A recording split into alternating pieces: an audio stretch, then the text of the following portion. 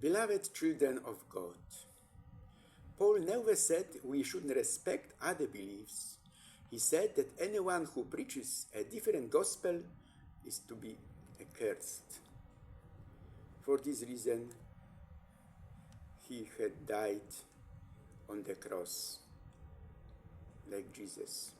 Anyone can criticize, condemn, and complain, but it takes character and self-control to be understanding and forgiving.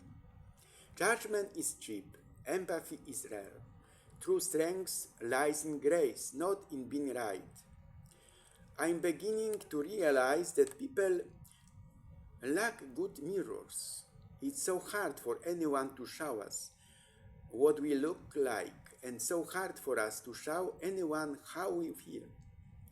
We all carry within us a reflection of who we are, but it's hazy. No one sees us clearly, not even ourselves, but connection begins when we try. If you want to fulfill your dreams, the first thing you have to do is wake up.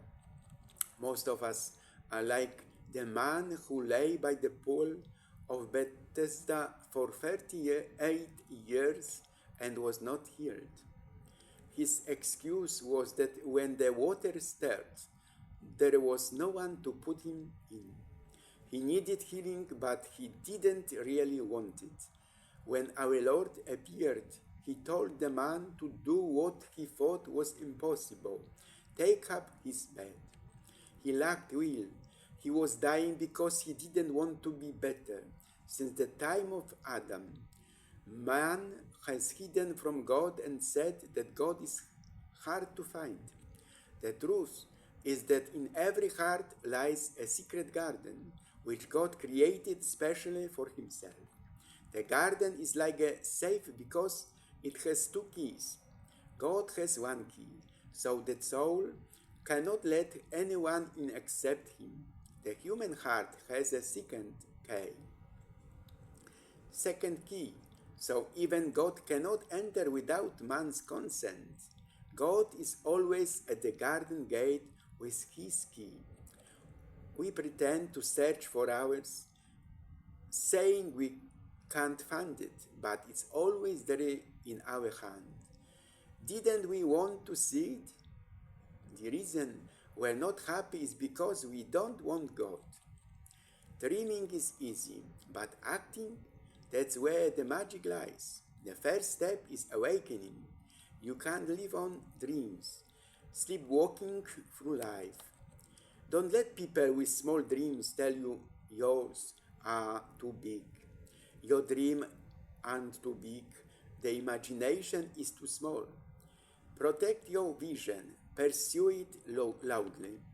My dearest, the biggest space discovery of the year has finally arrived. Scientists using the James Webb Space Telescope have discovered the strongest signs of extraterrestrial life yet. All eyes are now on a mysterious exoplanet called K2-18b, orbiting a cool red dwarf star about 120 light years away in the constellation Leo. What makes this discovery so astonishing? The telescope detected the presence of dimethyl sulfide, DMS, in the planet's atmosphere. On Earth, this gas is produced exclusively by living organisms, primarily tiny ocean organisms such as plankton. This makes DMS a potential biosignature, a chemical clue to the presence of life. But even more exciting, in addition to DMS, the planet's atmosphere also contains methane and carbon dioxide, gases often associated with biological activity on Earth. These discoveries are not just random variations. They are strong signals that something like life could be forming there. Moreover, K2-18b is located in the habitable zone of its star. This means that conditions on the planet could be favorable for the presence of liquid water, one of the key ingredients for life. Scientists believe it is a Haitian world, a planet with a dense hydrogen atmosphere and deep ocean beneath. This is the first time such a world has shown real signs of potential life. While it is too early to definitely determine the existence of extraterrestrial life, it is the most promising evidence we've ever seen. The question now is not whether life exists in the universe, but how quickly we'll find it. Stay tuned. The universe may soon answer one of our oldest and deepest questions. The sun loses about 200 trillion tons of mass per year, not through decay, but by converting its own mass into energy through nuclear fusion. Every second, more than 4 million tons disappear as light and heat, fueling life on Earth and shaping space weather throughout the solar system. While this number seems enormous, the sun has enough fuel to shine for billions of years. Still, it's a striking reminder that even stars lose something to shine. The development of technology and the private space sector is accelerating at a dizzying pace. But key questions remain unanswered. Despite many uncertainties, humanity is determinedly striving for the stars. Mars, a new Earth, cast a chilling light on these ambitions, but at the same time it allows for the dream of exploration of the unknown that has always driven us to new challenges. Imagine a man died.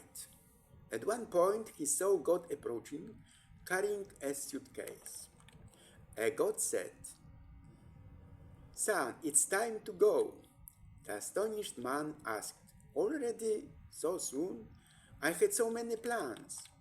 "I'm sorry, and by your departure has already taken place." "What are you carrying in your suitcase?" the man asked.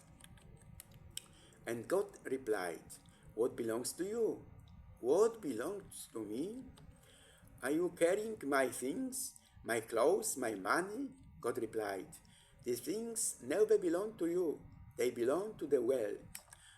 "Are you carrying my memories?" "These never belong to you. They belong to time." "Are you carrying my talents?" "These never belong to you. They belong to circumstances." "Are you carrying my friends, my family?" "I'm sorry that they never belong to you. They belong to the road." "Are you carrying my wife and children?" "They never belong to you. They were from the heart." "Are you carrying my body?" "They never belong to you. The body was dust." "So are you carrying my soul?" "No, the soul is mine." Then the man, filled with fear, threw away the suitcase that God had carried with him and, opening it, saw that it was empty. With a tear in his eye, the man said, "Have I never had anything?" "Yes, every moment you've lived has been yours alone." Life is just a moment that is all yours. So while you have time, make the most of it. Let nothing that belongs to you hold you back. Live now, live your life, and don't forget to be happy. That's the only thing truly worth it.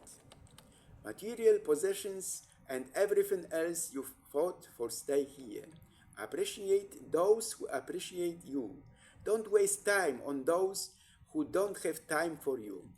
My dears, today I saw Janusz Korczak in my mind's eye as he walked with the children in the final march in the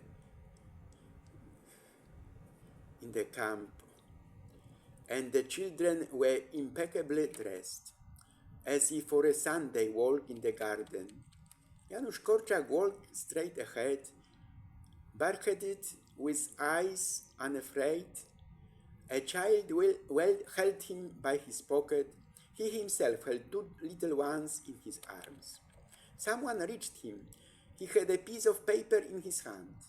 He was explaining something and shouting nervously, "You can come back. There is a note from Brand." Korczak shook his head mutely. He didn't even explain much to them, to those who came with German grace. How can you put into those softhless heads what it means to just leave a child alone? But you, brother, sister, have you had enough of autumn in summer? We do, I tell you. So shall we fly somewhere where the sun really shines? Of today, our offer includes nearby destinations, Greece, Spain, Albania, as well as exotic destinations, the Maldives, the Dominican Republic, Zanzibar, and many, many more. Swap the gloom for sunshine and ride. I promise you almost nothing. I promise you very little, because almost nothing, at most spring greenery and sunny days, at most a smile on your face, and a hand in need. I promise you very little, because only himself.